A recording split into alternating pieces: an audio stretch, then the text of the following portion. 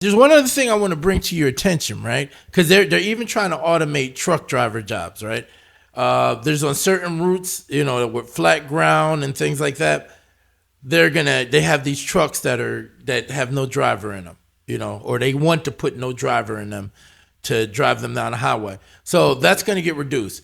It's too lucrative. It is too lucrative for them not to try to make that a reality where they can replace the driver, because the driver is the biggest liability. Let's just face it. Driver error is the biggest reason for accidents, right? And the driver cost the most, and you have to give this driver a break. If there's no driver in there, you don't have to give him a break. This thing can just run 24/7 or whatever, right? So a lot of them get into those jobs, like the Somalis are heavy in trucking as well, right?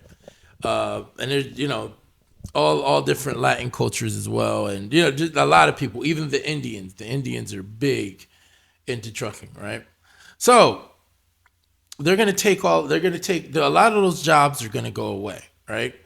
And as far as you say that a lot of people say, oh, well, we need people to pick our fruit and work at McDonald's. I think that's kind of like, I think that's kind of racist. That's what the Democrats be saying, like, oh, well, they're going to pick our fruit and work at the restaurant.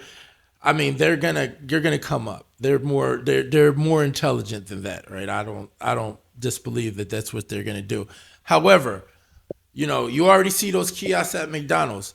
And think about it. If they're able to automate trucks with living people on the road, right? There's nothing stopping them in a field where it picks cotton, corn, or whatever. Any kind of fruit. They got robots that can shake the fruit off of the trees and things like that. You're going to need minimal human intervention in there. So let's get back to my original point. This is why I don't think that this is why immigration is such a hot button topic, because they understand that we're going to have to reduce the labor. The labor force is going to need to be reduced, right? We're not going to need as many people to run the country.